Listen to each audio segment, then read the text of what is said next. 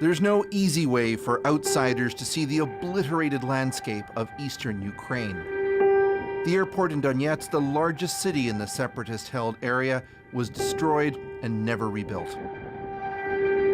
6 years of war has left this place ruined.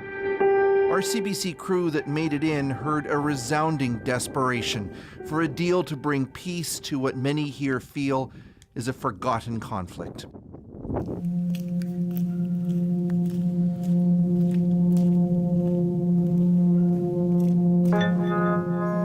We met a group of older women living a miserable existence underground in a former Soviet-era bunker near Donetsk. Their lives are as emotionally shattered as the countryside above. Успокойся, Люда, успокойся.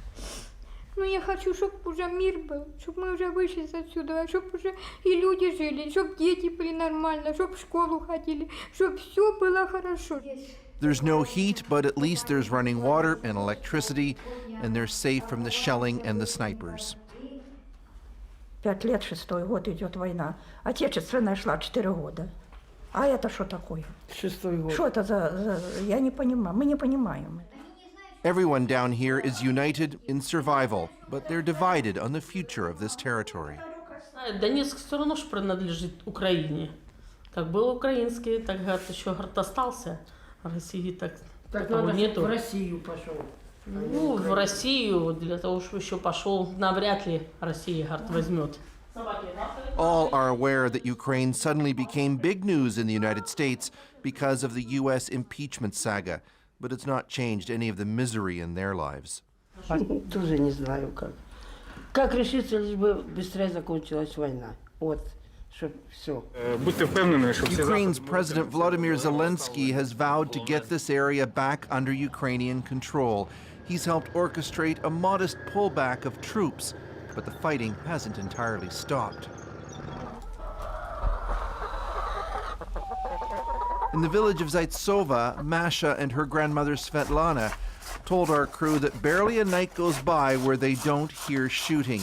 They say they've even found mines that were fired by artillery that landed in their garden. На огород мы тоже через раз выходим, потому что мы не можем, предсказать, когда будет обстрел, а когда нет. И у нас все позаделано этим самым. Svetlana told us she feels her home is a disposable pawn in a bigger fight between Russia and the West. Мы не нужны ни в Украине, ни в России, потому что Донбасс разбит.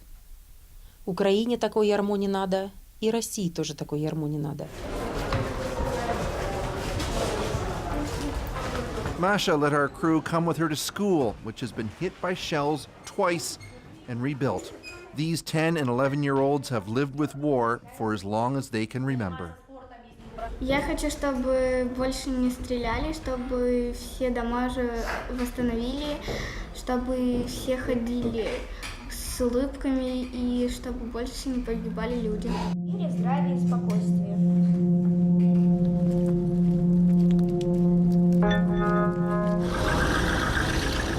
Eastern Ukraine is more than the front line of a civil war. It's at the epicenter of a battle for global influence between the West and Russia, with exhausted, desperate innocents feeling that both sides have abandoned them. Chris Brown, CBC News, Moscow.